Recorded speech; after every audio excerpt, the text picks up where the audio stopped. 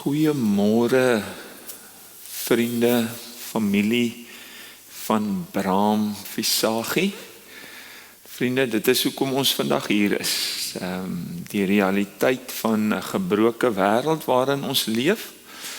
Maar ek wil hoop dat ons vandag hier is omdat ons glo, weet, vertrou dat daar is hoop. En dis maar die boodskap wat ons wil bring en dit is die gees waarin ons saam is, so MC, Ina Marie, Gerard, familie, vriende.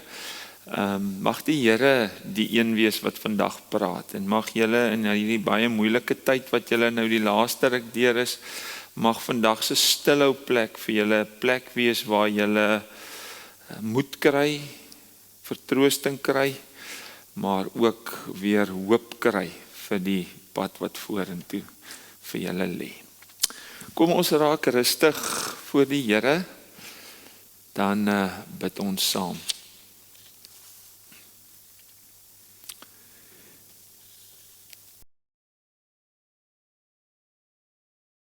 Julle moet nie ontsteld wees nie, glo ook in my. Moenie ontsteld wees nie, glo in God, glo ook in my. Hemelse Vader, Here, ons is ontsteld vandag, ons is hartseer. Dit is vir ons nie lekker nie. Dis moeilik, dis sleg. Die realiteit van die dood. 'n man, 'n pa, broer, familielid, vriend, oom, wat nie meer hier is nie. Wat deur die dood van ons af weggeneem is. En dit maak ons ontsteld, dit maak ons hartseer.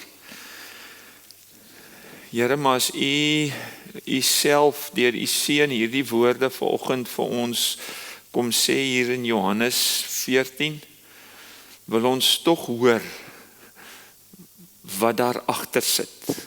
Wil ons tog hoor hoe U vir ons in ons ontsteltenis, in ons moedeloosheid, soos Paulus dit ook vir ons gaan sê, wil ons kom aanklop, wil ons kom hoor, wil ons kom vra, wil ons kom sê, Here, ontmoet ons in ons ontsteltenis. En gee vir ons 'n skreefie, gee vir ons 'n kykie. Here, in 'n nuwe woning. In iets nuuts in, wat ons op hierdie stadium maar eintlik sukkel om te begryp en te verstaan. Want dit is wat U per se eintlik vandag vir ons wil kom gee, wil kom wys, wil kom sê. Ons dank U dat ons so kan saam wees. Ons dank U, Here, vir U woord en vir U betrokkenheid, U deel wees van ons lewens. In die soet, die goeie, die lekker, maar ook dan in hierdie moeilike tye waarin ons ook ons vandag bevind. Ja, seën ons in ons saamwees vandag. Ons bid dit in Jesus naam. Amen. Vriende, ons gaan 'n lied saam sing, baie bekende lied, Genade, onbeskryflik groot. Die woorde sal op die skerms geprojekteer word, want ons sal vir ons begelei. Ons staan terwyl ons die lied sing. Genade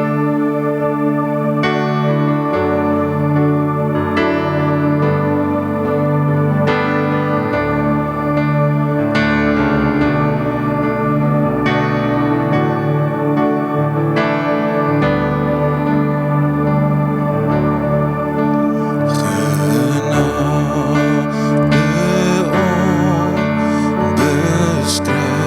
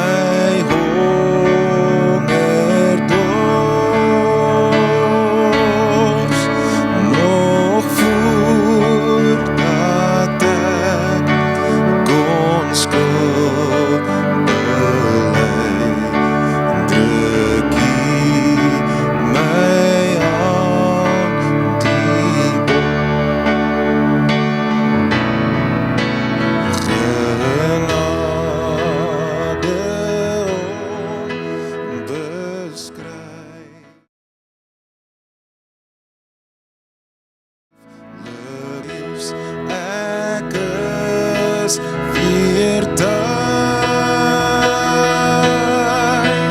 Hier sien bring my verlore mens weer in die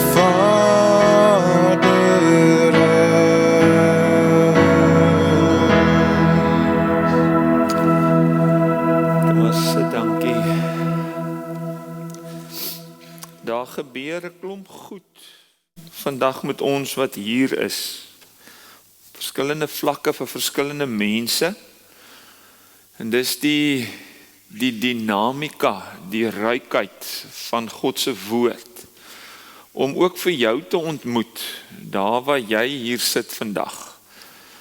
En ek dink die twee hoofgoed wat gebeur is, ons soek troos, en ek wil hoop daar sal troos wees uit die Here se woord vandag vir ons, maar 'n dag soos vandag konfronteer ons ook met ons eie verganklikheid weer, en ek glo daar sal ook vir ons 'n appel op ons lewens ook weer gemaak word. Ons luister na die Here se woord. Ina Marie, jy het gesê dit is so mooi toe ons dit maandag saam lees, toe ons hier by mekaar gekom het om die diens te bespreek. En ek lees vir ons 2 Korintiërs 4, en ek het nou maar toe Ina Marie MC daarop reageer, gereken, ek wil glo dit sal gepas wees vandag, want ek dink dit help vir ons om 'n prentjie ook vir julle te gee, van dit wat julle die afgelope ruk deur is met Bram, met pa se siekte, en kan ons dit maar met respek sê, die agteruitgang van sy liggaam, sy fisiese gesondheid. En Paulus skryf in in Korintiërs 4, skryf hy daaroor, oor die realiteit. Hy sê, om hierdie rede word ons nie moedeloos nie.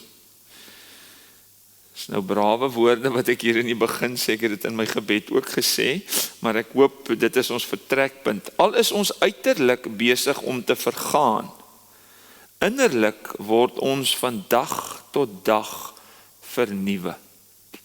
Ons swaar kry in hierdie lewe is maar gering, gaan verby, maar dit loop vir ons uit op 'n heerlikheid wat alles verreweg oortref en wat ewig bly. Ons oog is nie op die sigbare dinge gerig nie, maar op die onsigbare, want die sigbare dinge is tydelik, maar die onsigbare is ewig. Het gaan hier oor die liggaam, oor uitteer, het gaan oor sigbaar en onsigbaar. Ons weet, en dan gebruik hy 'n pragtige metafoor hier, 'n beeld. Hy sê ons weet dat wanneer ons aardse woning, ons liggaam hier, wat maar 'n tent is, afgebreek word, ons 'n vaste gebou in die hemel het. Dit is 'n woning wat nie deur mense gemaak is nie, maar deur God, en dit bly ewig staan. Terwyl ons in die tentwoning leef, sug ons, want ons verlang daarna dat ons woning uit die hemel ons sal oordek. Ons wil die ontkleed wees en naak voor God staan nie. Ons wag nog in die tentwoning, sug en voel bedruk, omdat ons nie van die aardse liggaam afstand wil doen nie. Ons wil die hemelse bo oor die aardse aantrek, sodat wat sterflik is verteer kan word deur die lewe. Ons leef in hierdie liggaam, ons sug aan die een kant, maar ons wil hier wees, maar ons wil ook nie hier wees nie. Iets wat ek by julle ook gehoor het, iets wat julle gesê het, Bram op 'n stadium ook eintlik gesê het, hierdie liggaam sug nou al, hy het al genoeg gehad. Paulus sê so mooi daaroor, hy wat ons vir hierdie oorgang voorberei het, is God, sy oorgang. As waarborg hiervan het hy ons sy gees gegee, belofte. Daarom is ons altyd vol moed. Ons weet dat solank ons in die liggaam bly, ons nog nie by die Here woon nie, want ons lewe deur geloof, nie deur sien nie. Ons is vol moed en sou liewer ons verblyf in die liggaam wil verlaat en by die Here gaan woon. Maar, en hier is 'n appel, of ons hier woon of daar woon, Ons het net een wens en dit is om te lewe soos hy dit wil. Ons moet immers almal voor die regterstoel van Christus verskyn, sodat elkeen kan ontvang volgens wat hy tydens sy aardse lewe gedoen het, of dit nou goed was of sleg. Hierdie beeld van 'n tentwoning en 'n permanente woning. Van hier wees 'n liggaam wat uitteer en 'n verheerlikte liggaam eendag in 'n permanente woning.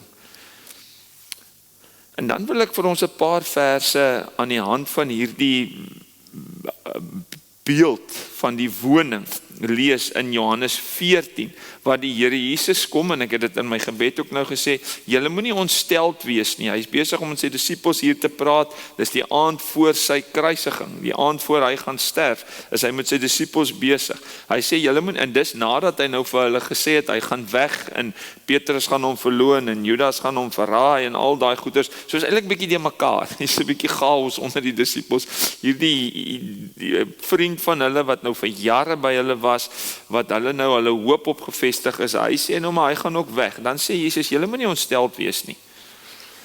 Dit moet ons hoor, glo in God, glo ook in my.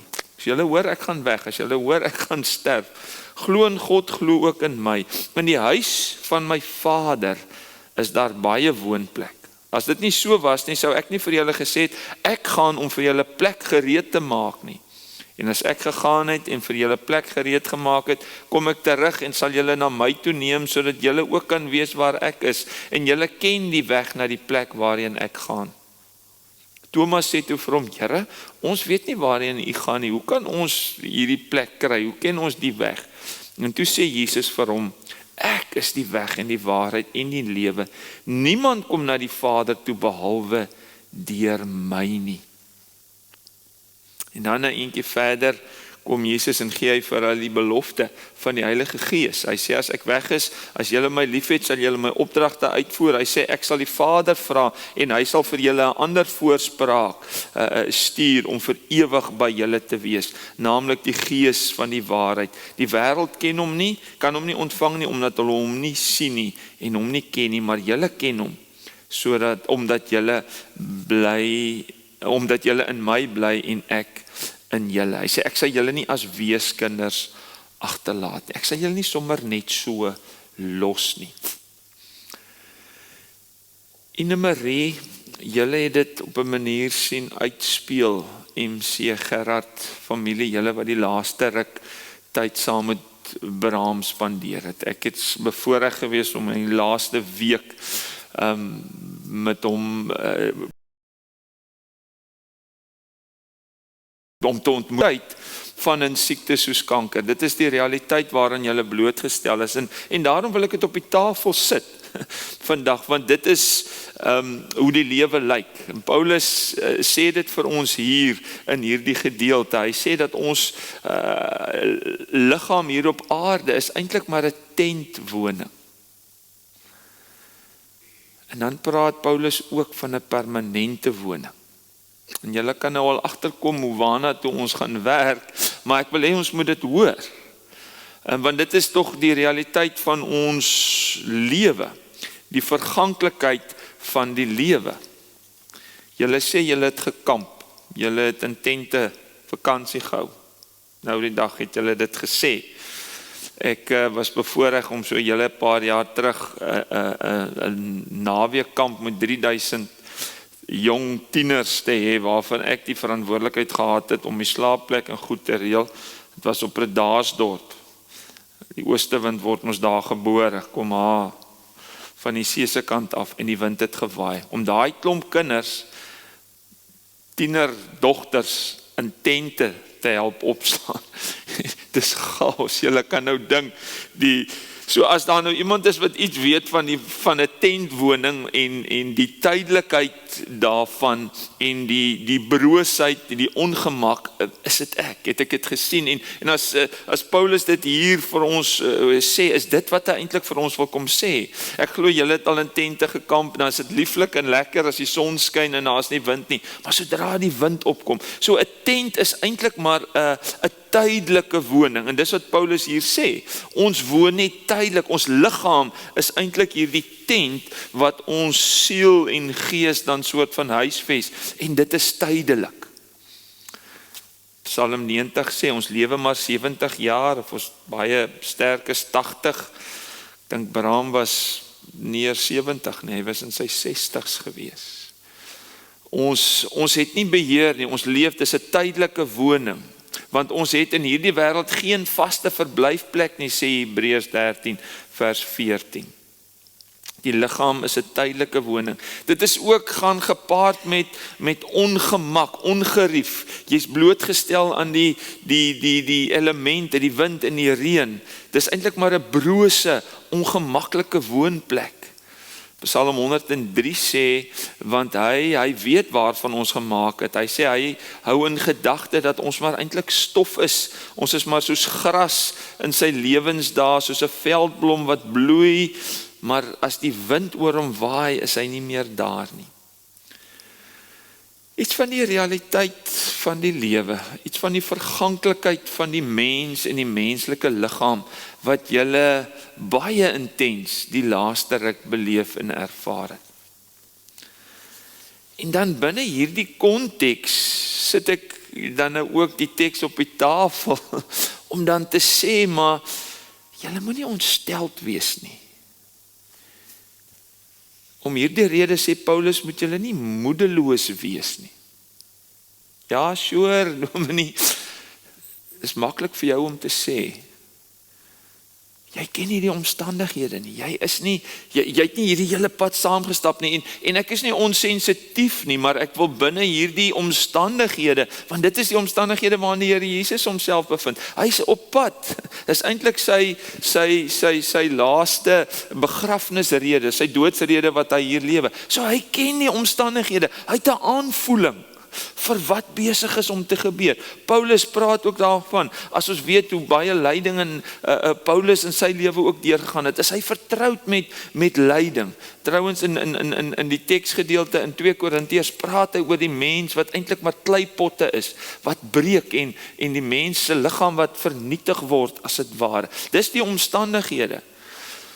Nou binne daai konteks kom die Here Jesus, kom Paulus en kom sê hy vir ons, maar julle moenie moedeloos wees nie. Julle moenie ontsteld wees nie. En dis nie omdat hulle onsensitief is nie. Hulle verstaan juis iets hiervan. As ons in die evangelies lees, as die Here Jesus by sy beste vriend se dood kom by Lazarus, wat gebeur met Jesus? Hy huil, hy ween. Maar hoekom bring ek die boodskap vandag vir julle? Hoekom sê Paulus, hoekom sê die Here Jesus dit? En ek dink die antwoord lê vir ons hier in die begin in Johannes 14. Jy moenie ontsteld wees nie. Glo in God, glo ook in my. Glo in God, glo ook in my, sê die Here Jesus, want ek het 'n plan. Ek het 'n plan vir die dood. As dit by die dood kom, wil ek jou uitnooi om in God te glo. Wil ek jou uitnooi om in my te glo, want ek het 'n plan. En dan sê ons dadelik vir mekaar, onthou nou, dis nie God wat die dood wil en die dood oor ons pad bring nie. Inteendeel, die mense het dit oor ons het dit oor onsself gebring. Ons ken die verhaal van Adam en Eva. Romeine 6 wat Paulus sê, die loon wat die sonde gee is die dood. So dit is die realiteit waarin ons vasgevang is. Het was nie God se wil dat die sonde en die dood en siekte in die wêreld moet kom nie. Die mense het dit oor homself gebring. En daardeur sê ek ook nog nie Bram het dit oor homself gebring nie. Dit is die gebrokenheid van die lewe waarin ons leef. Elkeen van ons wat hier sit, leef in 'n tentwoning. Maar hier is 'n plan. Hier is hierdie 2 wonings wat geskets word, die tydelike woning, die tentwoning, en dan kom God en dan maak hy 'n plan, dan kom stuur hy sy seun Jesus, wat as dit ware die brug slaan vir ons, tussen die tydelike en die permanente woning. As Thomas sê, Here, ons weet nie waarheen u gaan nie, hoe kan ons die weg daarheen, hoe weet ons nou waarheen u gaan? As die Here Jesus sê, maar ek gaan om vir julle plek voor te berei, ek gaan om hierdie permanente woning, as het ware, by wyse van spreke, vir julle voor te berei. Dan sê Jesus, weet jy wat Thomas, ek gee nie vir jou 'n padkaart nie, ek gee nie vir jou 'n klomp reëls of goeters wat jy hoef na te kom of moet nakom nie. Nee, ek gee vir jou myself. God sê ek gee vir jou vir Jesus. Dan sê Jesus, ek is die weg en die waarheid en die lewe. Niemand kom na die Vader toe behalwe deur my nie. Ek is die weg. Ek is die brug, as het ware, in hierdie metafoor wat ons gebruik, van die tentwoning na hierdie permanente woning. Ek is die een wat hierdie brug nou vir jou gaan slaan met my kruis, sterwe aan die kruis. Dit is pragtig eintlik die simbool van die Here Jesus se hande, hierdie dwarslat van die kruis, wat as het ware eintlik na hierdie permanente woning toe. En dit wat ek vir jou sê is die waarheid. Ek is die weg en die waarheid, jy kan dit glo, wees verseker daarvan. En ek is die lewe. Die fisiese liggaam, die fisiese lewe hier op aarde word afgebreek en gaan eintlik maar tot niet. Maar ek maak vir jou die ewige lewe moontlik.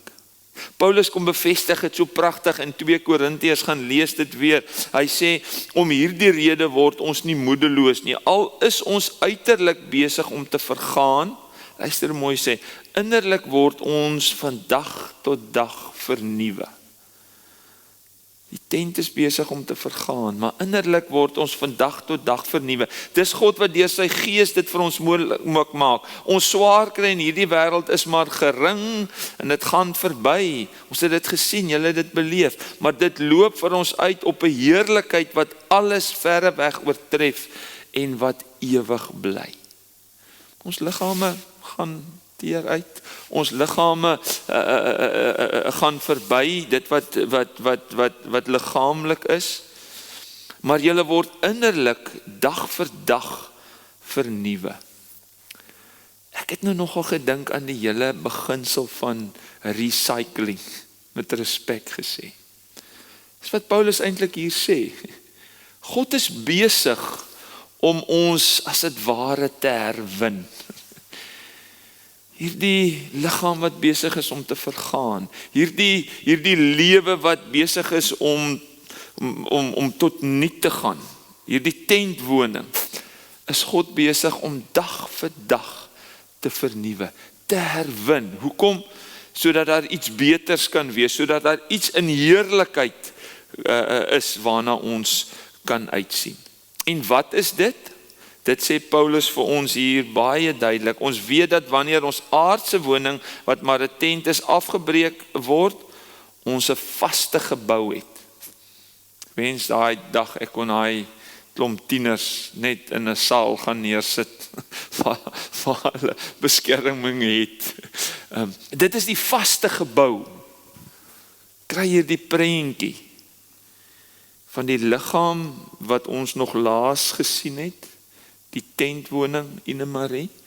En dan is hier die belofte van 'n vaste gebou in die hemel.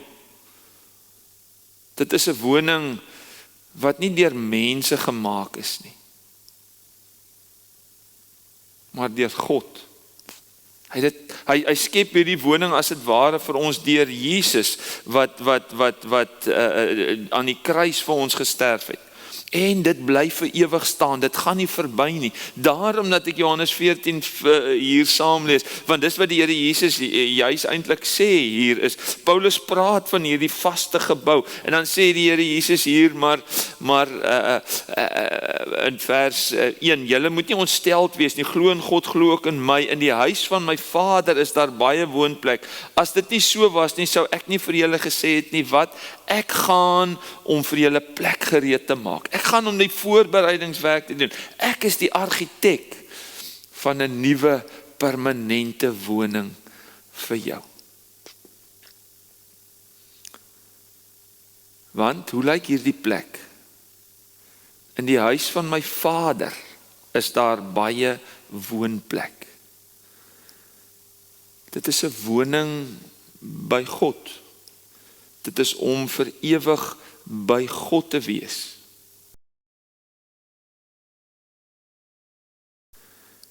Het is nie met respek gesê hier sommer 'n gehuggie of 'n ding wat hier opgerig word. Dis 'n permanente woning en daar is plek vir almal. Dis nie bankbeds waar ons ingeryg word nie. Daar word spesifiek hier vir jou plek voorberei. Sê die Here Jesus, ek gaan om vir jou plek voorberei, gereed te maak. My vrou is lief daarvoor om 'n kamer vir gaste voor te berei. Nuwe beddegoed, 'n handdoek en 'n sjokoladetjie en blomme en alles wat moeite wat die Here Jesus doen om spesifiek vir ons plek voor te berei. En as dit gereed is en reg is, dan sê kom ek terug en dan wat sal ek doen? Ek sal julle na my toe neem. Sodat julle ook kan wees waar ek is, sodat julle ook by God kan wees. Dit is die boodskap, die voorreg wat ons het om vandag die boodskap te hoor. Want dit is die realiteit waarmee ons gekonfronteer word. En dit is wat God vir ons wil kom sê. Ja, hier was 'n tydelike woning, maar daar is 'n permanente woning en die Here Jesus het dit vir ons alles moontlik gemaak. Maar die kwalifiserende vraag hier ook is dan, is ons geloof. Die Here Jesus sê hier, glo in God, glo ook in my. In 2 Korintiërs 5 vers 10 of vers 9 sê Paulus as hy hieroor praat, hy sê maar ons of ons hier woon of daar woon, ons het net een wens en dit is om te lewe soos hy dit wil. Dan moet ons nou mooi hoor, as ons hier praat om te lewe soos hy wil, gaan dit nie daaroor dat ek 'n regte lewe moet of kan lei nie. Ons kan dit nie doen nie. Ons is uitgelewer aan 'n gebroke wêreld waar sonde maak dat ons nie by God kan uitkom nie. Maar die Here Jesus sê, ek het vir julle die oplossing gebring. En as julle my as verlosser aanneem, as julle in my glo, dan is hierdie permanente woning vir jou beskore. Want die realiteit is, ons moet immers almal voor die regterstoel van Christus verskyn. Sodat elkeen kan ontvang volgens wat hy tydens sy aardse lewe gedoen het. Of dit nou goed was of kwaad. Of jy die Here Jesus as jou verlosser aangeneem het of nie. Dis die belofte wat daar is. En dis die weg wat die Here Jesus vir ons kom moontlik maak het. Van die tentwoning na die permanente woning toe. Hy is die weg, die waarheid en die lewe wat dit vir ons moontlik maak. Ons wat agterbly, ons wat met die hartseer en die trane en die gemis sit. As die Here Jesus verder in die gedeelte af dan sê binne hierdie omstandighede waarin die disippels nou bekommerd is oor die Here Jesus wat weggaan, dan sê maar ek los julle nie alleen nie. Ek sal julle nie alleen los in hierdie omstandighede nie. Ek kom weer na julle toe terug, maar dit gaan anders wees, dit gaan anders lyk. Ek sal my Gees stuur, ek sal die Vader vra en hy sal vir julle 'n trooster stuur, sê die Ou Testament, die Gees, die Parakletos, die een wat langs ons kom loop. En sê hoor, as die Here vandag vir jou sê, Ina Marie Gerard, elkeen van ons in hierdie tyd van hartseer, ek los julle nie alleen nie. Ek kom stap saam met julle. Trouwens nee, ek kom woon in julle, sodat ek gedurig by julle kan wees, om julle te vertroos, om die leemtes in julle lewens te vul. Iemand het eendag gesê, moenie op my grafsteen skryf, gebore en wedergebore, gebore of 'n datum nie. Hy het gesê, skryf gebore, wedergebore, met 'n datum en dan transferred, die dag wanneer ek oorgegaan het van die tentwoning na die permanente woning. Dis die realiteit van wat die Here vir ons in sy woord gee, die belofte wat die Here vir ons in sy woord gee. Ons neem afskeid van Abraham op 'n manier vandag, hy is nie meer daar nie. Maar as ons in die Here Jesus Christus glo, dan hoef ons nooit afskeid te neem van hom nie. Want dan weet ons, gaan ons net oor en gaan ons na 'n beter plek toe. Daarom sluit ek weer af om te sê, moenie ontsteld wees nie.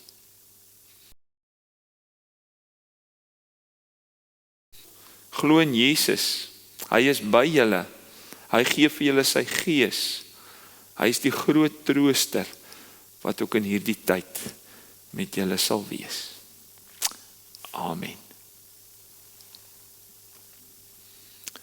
Kom ons bid weer saam. Hemelse Vader, dankie vir hierdie beloftes.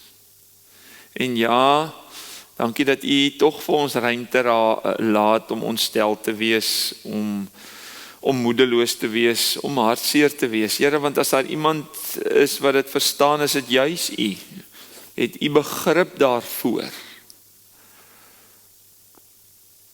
Hemelse Vader, maar dankie dat U ook binne hierdie omstandighede, as ons met die realiteit van die dood gekonfronteer word, dat ons tog weet, dat U vir ons dit bevestig.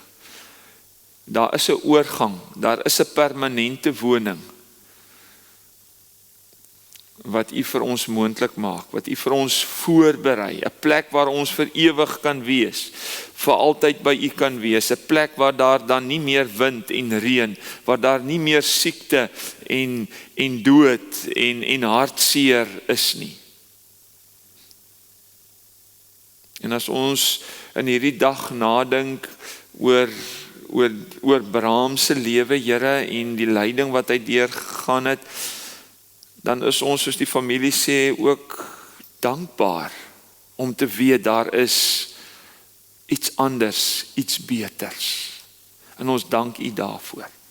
Ons dank U vir Abraham se lewe, Here, as ons hoor van vriende en kollegas en familie wat hier saam is.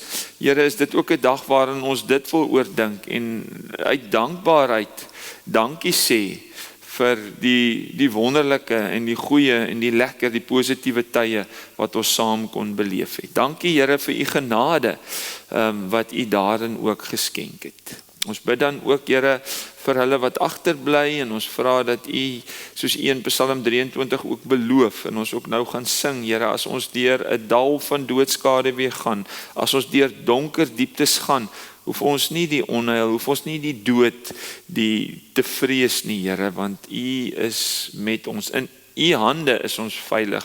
En dis my gebed dan nou ook vir hierdie mense in hierdie tyd, dat U hulle met U hande sal omvou en beskerm, dat U hulle ook met U stok en U staf, Here, sal troos. Ons bid dit in Jesus naam. Amen. Vriende, ons gaan nou nog 'n lied sing. Die familie het lied 23 of die baie bekende Psalm 23 gekies. Die Here is my herder. Ons kan staan, daarna kan U weer gaan sit.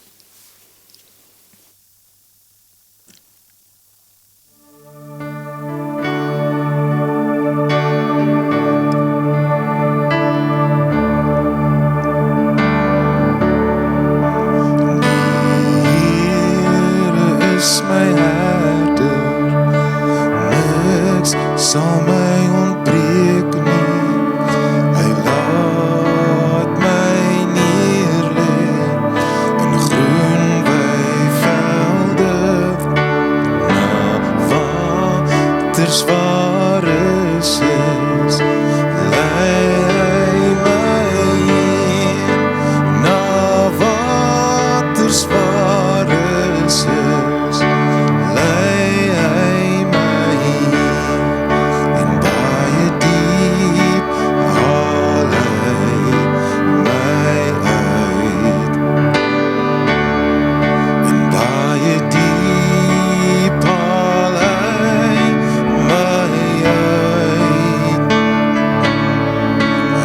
plaas my voete op 'n ewige rots, en baie diep haal hy my uit. Die Here is my herder, niks sal my ontbreek nie. Hy laat my neerlê in groen weivelde, na waters waar rus is, lei hy my heen. Na waters waar rus is, lei hy my heen. En baie diep haal hy my uit. En baie diep haal hy my uit.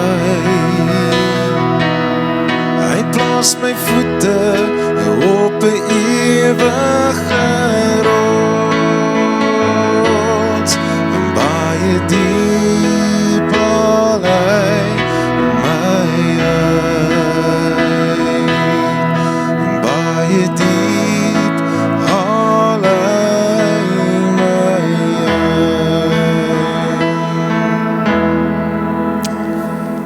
Kom maar weer sit, vriende, dankie. Ek wil graag geleentheid gee vir 'n huldeblyk of twee.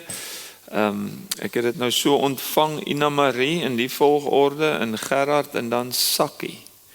So gaan jy vir ons vorentoe kom. Jy's eerste as jy fyn is daarmee. Jy kan vir Gerard vra om hier langs jou te kom staan as jy wil.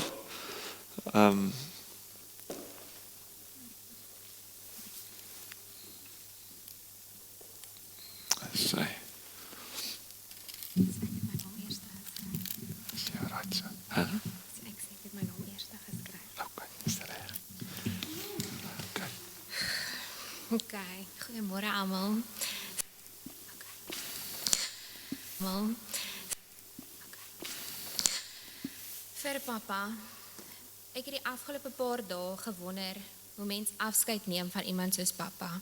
En die waarheid is, ek dink nie mens kan nie. Hoe sê jy totsiens vir die man wat nog in soveel dele van jou lewe leef? As ek my oë toemaak en aan pappa dink, sien ek hom nie op sy laaste dae nie. Ek hoor die liedjie, sy gehum, daardie sagte hum wat altyd iewers in die agtergrond was. Ek sien hom besig aan sy bike, ek sien hom in die garage waar hy iets regmaak, ek sien hom in die tuin, of ek sien hom waar hy 'n vuurtjie aansteek vir 'n braai. Dis hoe ek pappa sal onthou, besig, gelukkig, vol lewe. Pappa was nie iemand wat maklik stil gesit het nie. Hy moes altyd besig wees. As iets gebreek het, het hy dit reggemaak. Hy was goed om harte ook reg te maak. As iemand hulp nodig gehad het, het hy gehelp. En as daar 'n probleem was, het pappa altyd 'n plan gehad. Hy was ons anker, die een wat ons veilig laat voel het, en die een wat altyd daar was. Maar vir wat ek die meeste van pappa gaan mis, is sy stories. Pappa kon oor enige iets 'n storie vertel. Dit kon 'n storie wees oor sy army dae, of iets wat jare terug met hom gebeur het, of sommer net 'n voeltjie wat hy gesien het en oor wil gesels. Hy het 'n manier gehad om selfs die eenvoudigste oomblikke besonder te maak. As hy begin vertel het, het jy geluister. En partykeer het jy daai storie al gehoor, maar jy het hom weer geluister. Want dit was pappa wat dit vertel het. En dan was daar natuurlik sy humor. Ons het hom soms Appie Tokkies genoem, want hy kon so lekker laf wees. Hy het altyd 'n grappie reg gehad. Hy het mense laat lag. Ek glo dit is een van die mooiste geskenke wat 'n mens ander kan gee. Pappa het die lewe vol geleef. Hy het nie gewag vir spesiale geleenthede nie om gelukkig te wees nie. Hy het geluk gevind in gewone dae, in 'n braai, in natuur, in 'n storie, in 'n liedjie, in sy tuin en in sy familie. Hy het my geleer dat die mooiste deel van die lewe nie altyd die groot oomblikke is nie. Dis die klein goed, die goed wat jy eers later besef die belangrikste was. God het ons ongelooflik geseën met 'n pa wat die lewe vol gelewe het. Hy was 'n ongelooflike pa vir my en vir Boeta en hy was 'n liefdevolle man vir mamma. En ek dink almal wat hom geken het sal saamstem dat hy iets besonders gehad het. Hy het mense welkom laat voel, hy het mense laat lag en hy het mense laat voel hulle behoort. Papa het ons nie geleer om die lewe te leef nie. Hy het vir ons gewys. Hy het vir ons gewys wat dit beteken om hard te werk, om lief te hê, om tyd vir mense te maak, om dankbaar te wees en om elke dag voluit aan te pak. Die laaste deel van Papa se reis was nie maklik nie. Dit was seer en was baie swaar, maar selfs toe het hy gebly wie hy nog altyd was. Hy het sy stryd met ongelooflike moed en deernis aangepak en selfs tot die bitter einde het hy nog 'n grappie ingewerk. Dit was net Papa. Ek wens natuurlik ons kon nog baie tyd saam met hom gehad het, nog braaie, nog stories, nog lekker baie-projekte, nog grappies en nog herinneringe. Maar hoe bevoorreg is ons en ek dat God vir ons hierdie Papa gegee het. Nie 'n perfekte pa nie, maar my perfekte Papa. 'n Pa wat my veilig laat voel het en 'n pa wat my lief gehad het. 'n Pa wat my gewys het hoe 'n goeie mens lyk. Daar word gesê party mense lewe 'n lang lewe, ander lewe 'n groot lewe. Papa, jy het 'n groot lewe geleef. Nie omdat jy alles gehad het nie, maar omdat jy elke dag voluit geleef het. Jy het diep spore agtergelaat in ons harte en in ons herinneringe. En in die manier waarop ons nou self die lewe gaan aanpak. Ek weet daar gaan dae kom wat ek onverwags jou hum in my kop gaan hoor, of wanneer ek iemand sien wat in 'n baik werk, of wanneer die reuk van 'n braaivuur gekry word, of wanneer 'n storie vertel wat net aanhou en aanhou, dan gaan ek glimlag, want dan gaan ek weer vir Papa ontmoet. Papa, dankie. Dankie dat jy vir my gewys het hoe om die lewe te leef. Dankie vir elke storie, elke grapie, elke braai en elke liedjie, elke herinnering. Dankie dat jy my gewys het daar is altyd lig, dat daar altyd lig is om raak te sien, selfs wanneer die lewe swaar raak. Ek sal jou ongelooflik baie mis, maar meer as enigiets is ek ongelooflik dankbaar en bly dat jy ons Papa was. Dankbaar dat God jou vir my as Papa gegee het. Ek mis jou vandag verskriklik, maar daar bring vir my vrede om te weet dat jou pyn verby is en ek kan my sommer voorstel hoe jy nou in die hemel is, besig om 'n storie te vertel, besig om 'n grappie in te werk en almal om jou weer lekker laat lag. Dit is net hoe ek jou sien. Rus nou Papa, jou werk hier op aarde is klaar, maar jou liefde, jou stories en jou lag en daardie sagte gehum sal vir altyd in ons harte voorleef. Dit was die grootste voorreg van my lewe, was nie net dat ek Papa geken het nie, dit was dat ek Papa kon noem. Ek is lief vir Papa vir altyd, tot ons mekaar eendag weer sien. Dankie Ina Marie. Knap gedaan. Gerard, jou geleentheid.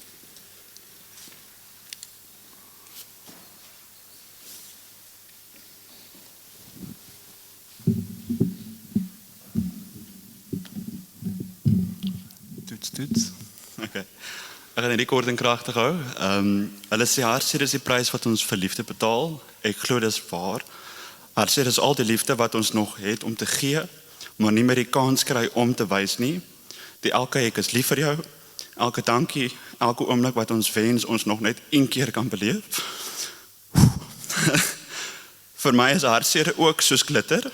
In die begin is dit oral, elke plek, elke liedjie en elke herinnering laat jou weer eens aan die verlies dink. Jy kan dit nie vryspring nie, maar met tyd begin die seer minder word.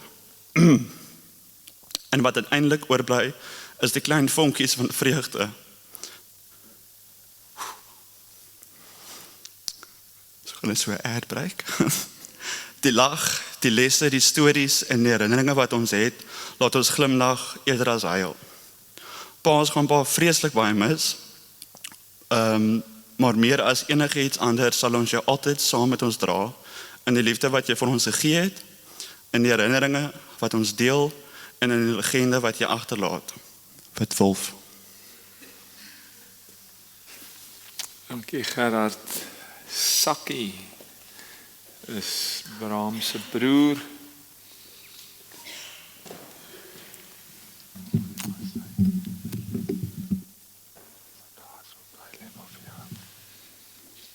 Liewe vriende en familie, ek staan nou vanoggend hier so as Bram se broer en ek sal so 'n paar dingetjies sê van broerskant af. Gewoonlik praat ek sommer uit die vuis uit, maar vanoggend het ek maar my goedjies neergeskryf en ek wil nie staan 'n chunky vir almal nie. En nou ja, ons was 3 broers geweest, ek is die oudste ene, my ander broer Martin is ongelukkig nie vanoggend hier so nie en dan was dit nou Bram wat die ou jongetjie was. Waar ek in Calvinia die lig gesien het in my ma of my ouers se slaapkamer, was Martin en Bram bevoorreg om in Stellenbosch Hospitaal gebore te word en daar te voorskyn te kom. Soos die tradisie was in daai dae is alle Isake omtrent Sakkie genoem en alle Abrahams, wat 'n baie gewilde naam was natuurlik ook, was die Appies gewees. Maar die mense van die Handtam en die Boesmanlanders en hulle weet Appie word gespel met 2 P's. En nie soos die stadsmense wat Appie gesê het nie. En so het Bram dan toe nou ontstaan hier so in die stad en die Appie het verdwyn. En dit is hoekom ons vandag praat van Bram. Hy was van geboorte af my ma se witbroodjie met sy oulike wit krulkoppie. Tot my en Martin se ontsteltenis natuurlik. Hy was ook as kind fyn gebou en het die bynaam van Appies stokkies gekry, omdat sy beentjies so stokkies gelyk het. Omdat 3 broers outomaties in gevegte betrokke moes raak en sy opponente altyd ouer was en groter was as hy, want dis mos nou ek en Martin gewees, het hy gou geleer om sy man te staan en het hy uitgeblink as amateurstoeier in sy laerskooljare. Ons het ook maar vir hom bond gestaan en hy kon eerste slaan. En hy was 'n taai sportman op skool en het nog lank na skool in die voorste bondels van enige fietstoer geëindig. Daar is ook min mense wat 'n motorfiets kon gehanteer het soos Bram. Alhoewel Bram na skool nie verder gaan studeer het nie, het hy as jong man vinnig gevorder tot die hoof van die Uniestad Kaapstad se waardasie afdeling.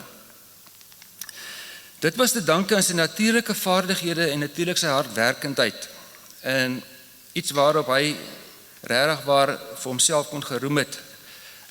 Ek het hom daai tyd baie beny vir dit wat hy bereik het. Ongelukkig het druk vanaf die nuwe regeringsbeleide gemaak dat hy besluit het om privaat te gaan saam met sy vrou MC. Dit was ook een sukses op die ander, totdat staatskontrakte skielik onttrek is en hulle 'n nuwe mark moes gevind het vir hulle onderneming. En toe kom COVID natuurlik wat ook die verder nou nog alle gekomstande bederf het. Ons weet dit almal daardeur geleef. Deur alles het Bram egter sy trots en sy ongekende entoesiasme vir die lewe behou. Appie maak van enige slegte omstandigheid en vir ons alles altyd almal beter gestem het. Ons sal hom onthou as 'n wonderlike man en 'n toegewyde pa wat sy gesin met sy lewe so beskerm het. Sy warmte en vrygewigheid het ook baie ander mense se lewens aangeraak. Hy het regtig waar 'n baie goeie hart gehad vir ongeag wie die mense ook al was wat met hom in kontak was. Met sy aansteeklike sosiale persoonlikheid het hy tot die einde toe die een gebly wat die familie bymekaar gehou het. Ek het hom nog verlede week gehoor lag. Iets wat amper onverstaanbaar was, dat hy dit uit kon gekry het in sy omstandighede, as julle nou weet hoe die man gelei hier op die einde. Ek sal hom onthou as 'n kreatiewe man wat alles kon regmaak of ontwerp of selfs bou. Sonder geleerdheid was hy net 'n natuurlike mens wat absoluut alles kon doen. Hy was die een wat almal kon laat skaterlag het met sy uitdrukkings en houdings. Ja, julle het hom nou nooit gesien, of die meeste van julle het hom miskien nooit gesien nie, maar sy eerste glasie wyn gedrink het, dat hy altyd iets gesê wat die totale stemming van die hele partytjie verder verander het, en dan was ons almal opgeruim, ontspanne, en ons het lekker saam geniet in sosiaal verkeer. Vanoggend wil ek nou maar net sê aan Appie dan nou, so wat ons nog steeds genoem het, Bram vir die ander, ons gaan jou verskriklik mis. En alle simpatie en sterkte ook aan MC, aan Ine Marie en aan Gerard en almal wat hom verder geken het en almal vir julle se paaie dan ook verder vorentoe. Baie dankie. Sakie. Vriende, ons gaan nou na 'n kort video insetsel kyk met 'n klompie foto's wat ook sommer 'n storie seker vertel van Brahms se lewe.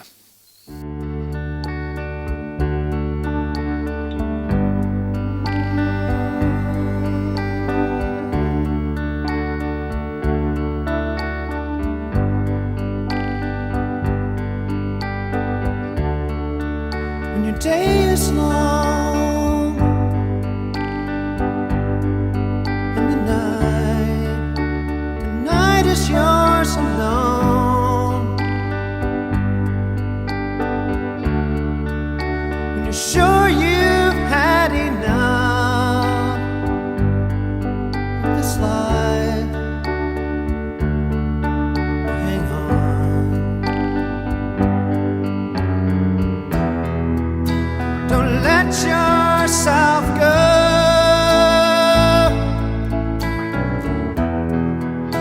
'Cause everybody cries and everybody hurts sometimes.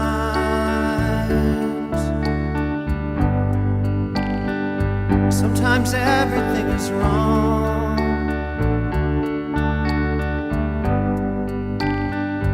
Now it's time to sing along. When your day is night, hold on, hold on. If you feel like letting go,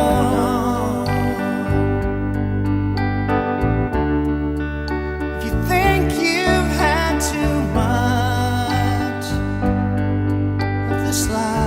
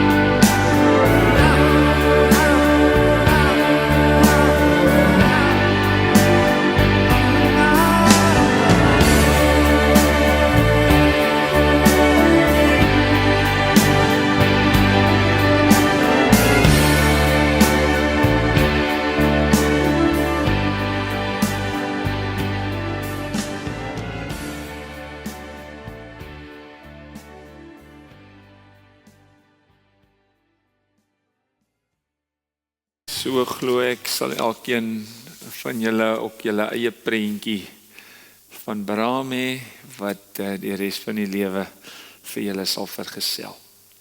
Vriende, die familie het vir my gevra om 'n paar bedankings net te doen. Ek doen dit graag. Hulle sê eerstens baie dankie vir almal wat vandag hier is om finaal afskeid te neem van ons geliefde pa, man, broer en vriend.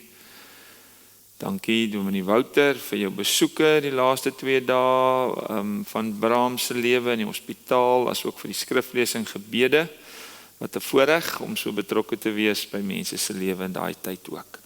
En dan ook aan die La Rochelle gemeente, die personeel vir die hulp en bydra, as hulle ondersteuning om die dag spesiaal te maak. Dankie vir sy oud kollegas wat nog deur die jare in kontak gebly het en hom aan huis besoek het na sy eerste groot operasie. Dankie vir almal se ondersteuning en bydra in hierdie hartseer tyd. Dit word hoog op prys gestel. Dan wil ek ook laastens Martins begrafnisondernemers bedank vir hul professionele en emosionele ondersteuning en bydra. Nogmaals baie dankie vir almal van julle wat hier is. Kom met liefde van MC Ine Marie en van Gerard af. Vriende, dan laastens wil ons hier uitnooi om na ons verrigtinge hier, sommer direk hierna in die saal hier langs ons sal die deure oopmaak. Ons gee die familie geleentheid om uit te beweeg en dan nooi ons hulle vir 'n koppie tee, koffietjie en ietsie te pesel asseblief. En ja, om sommer so 'n bietjie ondersteuning te bied ook aan die familie en saam te kuier. Dankie dat u hier was. Hoop dit was vir u goed. Die Here wil u ook seën op u pad vorentoe. So kom ons staan, dan ontvang ons die Here se seën as hy vir ons sê: Die Here sal julle seën en tot julle redding verskyn. Die Here sal julle gebede verhoor. Hy sal julle trane afdroog en aan julle vrede gee. Amen.